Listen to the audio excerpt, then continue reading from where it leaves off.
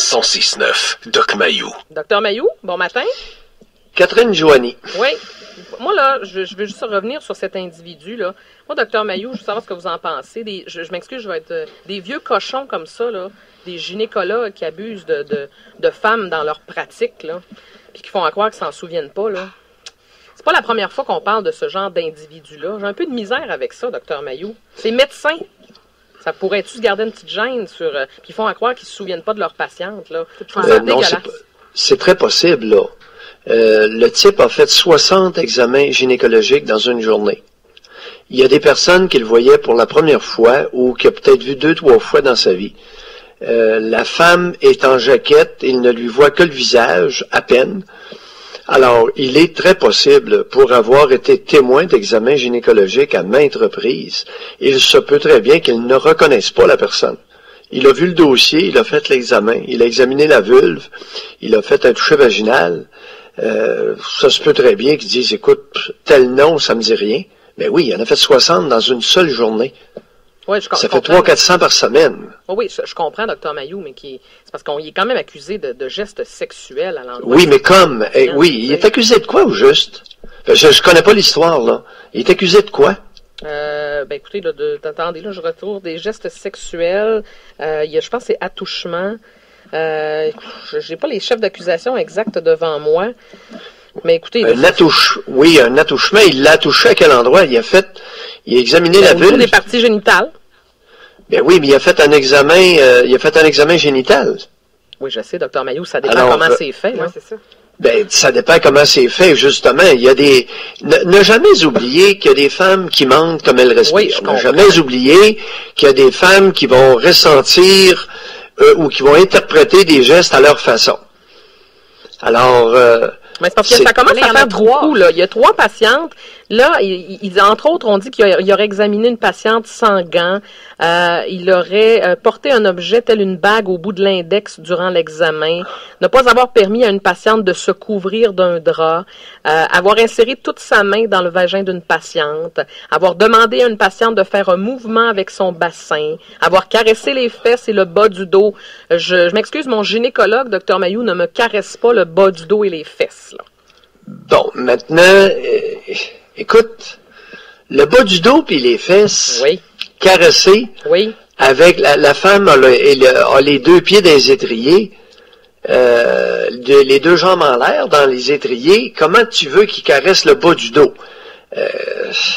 Là, ça va nécessiter des explications, là, parce que j'essaie d'imaginer dans ma tête la scène, j'ai un peu de difficulté. Oui, mais...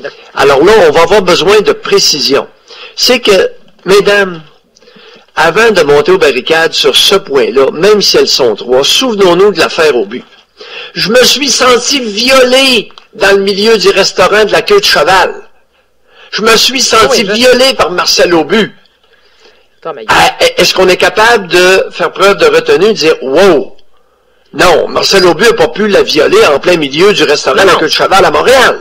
Je sais tout ça. C'est ce qu'elle a dit. Oui. Je me suis senti violé. Oui, je comprends. Alors, des hystériques, là, il y en a rien qu'en masse au Québec. Oui, et elles prennent beaucoup de place. Docteur Mayou, faites-moi pas poigner nerfs ce matin. Il y a des hystériques, oui, d'accord, mais il y a des vieux cochons aussi. Ça se peut. Puis ça existe. Définitivement. OK, parfait. Et il y a des médecins vieillissants qui commencent à être ramollis au niveau du cerveau. Oui. Et non pas au niveau du pénis. Okay, ouais, c'est vrai, ça existe. Ouais. Okay. Tout ça existe. D'où une très grande prudence.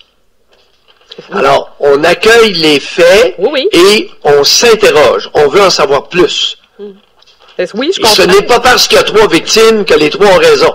Rappelez-vous de l'affaire Ghomeshi. Alors là, on a eu en plein visage depuis quelques mois l'affaire Aubu. On a eu l'affaire Ghomeshi. Écoutez, là, on a au moins 2 histoires pan-nationales au Canada pour nous inviter à la plus grande prudence. Oui, je comprends. Des abus sexuels, il y en a. Des hystériques, il y en a. Oui. Des femmes qui mentent, il y en a. Oui. Mais il y a des hommes aussi. Les hommes aussi. Ouais. Ça arrive. Oui. Il y a des vraies agressions sexuelles, il y en a aussi. C'est parce que là, on est en train de faire passer toutes les femmes pour des menteuses. Ça se peut que ce soit pas le cas non plus, là. Oh, mais il y a un gros pourcentage de menteuses chez les femmes. Là, on va se dire les choses un matin. Écoute, dans l'affaire Aubu, là, des femmes, des hystériques qui dramatisent, qui exagèrent et qui mentent, comme elles respirent, il y en a. On n'en manque pas. Non, Donc, bon. OK. Ceci étant. Oui.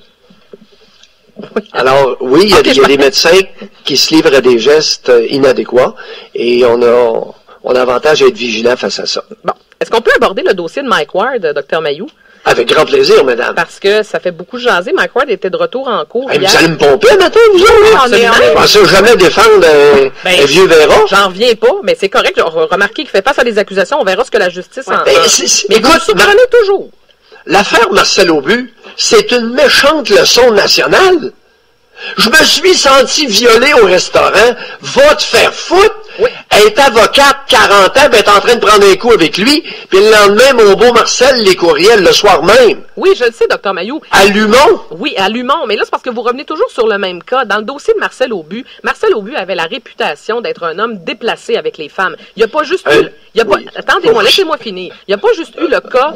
De cette femme-là. Les femmes arrivaient, ils arrivaient dans des bureaux, puis les femmes étaient mal à l'aise, tiraient sa jupe, puis ils voulaient pas le voir. Attendez, là. Il s'avertissait quand il arrivait dans le bureau. Ben oui. C'était épouvantable. Ben oui, mais c'est épouvantable. Des hommes épais, mesdames, vous en avez côtoyé. Pas beaucoup. Ben oui. OK?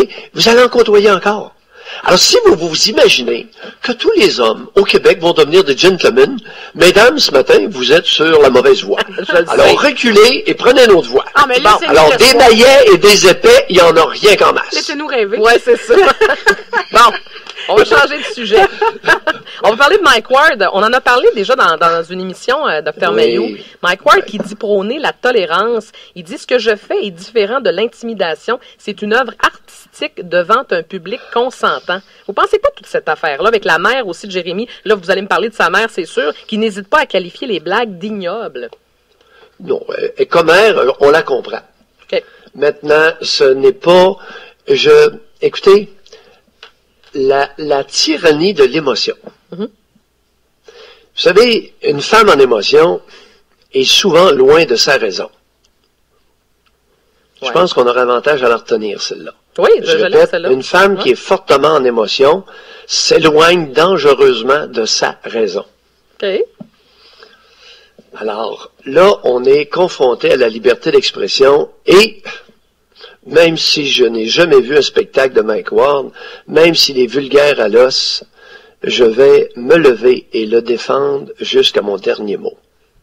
Mais est-ce que vous pensez que tout peut se dire? Est-ce qu'on est capable de rire de tout? Ben, c'est évident. Oui. On en a parlé hier, Catherine, à notre tribune. La liberté d'expression, dans notre charte canadienne, protège précisément les propos offensants, les propos qui dérangent, les propos qui même insultent. Alors oui, mesdames, ça va faire de la pépine, mais on a le droit on a le droit d'offenser quelqu'un. On n'a pas le droit de ternir sa réputation.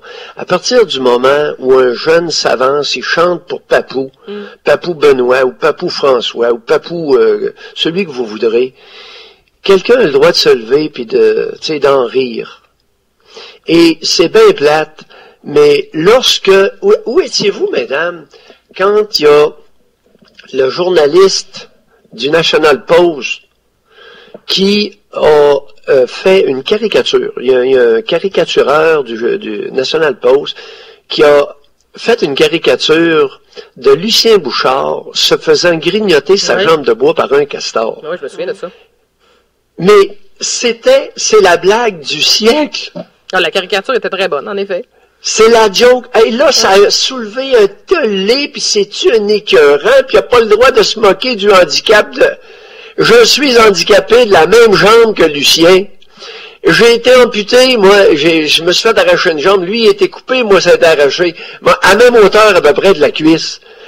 J'ai trouvé que c'était la meilleure blague de tous les temps. Mais c'est vrai que vous avez beaucoup d'humour par rapport à ça. Oui. Mais c'est ça, la liberté d'expression, les amis. Moi, ça m'a fait rire. Puis il y en a d'autres, Lucien, ça y a mis le feu derrière. On s'en maudit-tu? Sa mère qui dit que ça a gâché leur vie, puis que ça leur ruiné les rêves, justement, du petit Jérémy.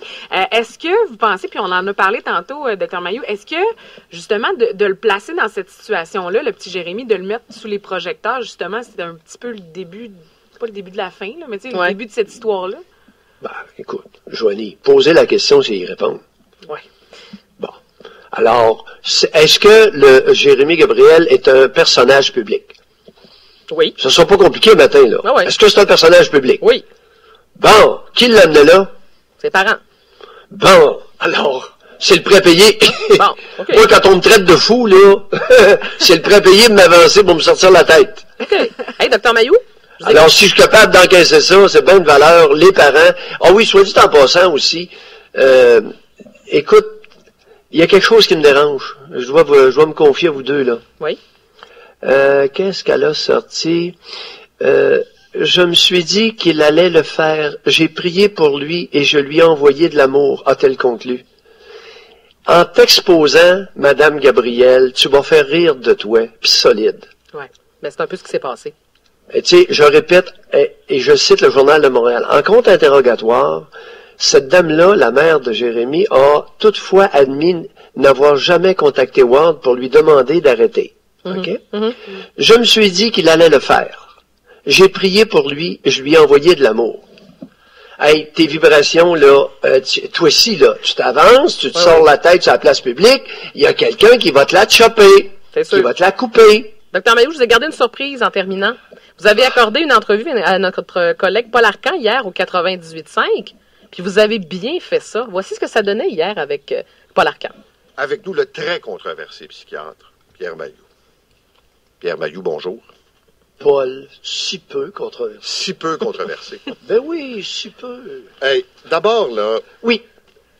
Faire 5 enfants à sa belle-fille, tu peux pas faire ça de façon incognito puis que ça passe inaperçu. Non, ça fait 20 ans que ça dure. L'histoire dure depuis 20 ans, Paul. Autre fait troublant, les 5 enfants auraient été enlevés par la DPJ au fur et à mesure à cette jeune femme-là. Mais la DPJ, est-ce qu'elle a compris le lien entre le beau-père, les enfants et la fille? Aucune idée. Vous avez... personne ne veut parler. C'est sûr que c'est très embarrassant et c'est pour ça qu'un journaliste du quotidien Chicoutimi m'a appelé à Trois-Rivières. Parce qu'on en a traité sur notre tribune hier midi au FM 106.9 Mauricie, Paul. Alors, Paul, je vais en profiter pour me plugger. On est redevenus des confrères animateurs. Voilà. Tu le savais. Je le savais certain. Docteur Mayou, vous avez bien fait ça. Je vous félicite. Bravo. Franchement, là, ça s'appelle... Catherine? Oui? Yes! On travaille pour nous autres. 7h26. Docteur Mayou, on se retrouve ce midi pour 106.9 Doc Mayou. Merci, mesdames.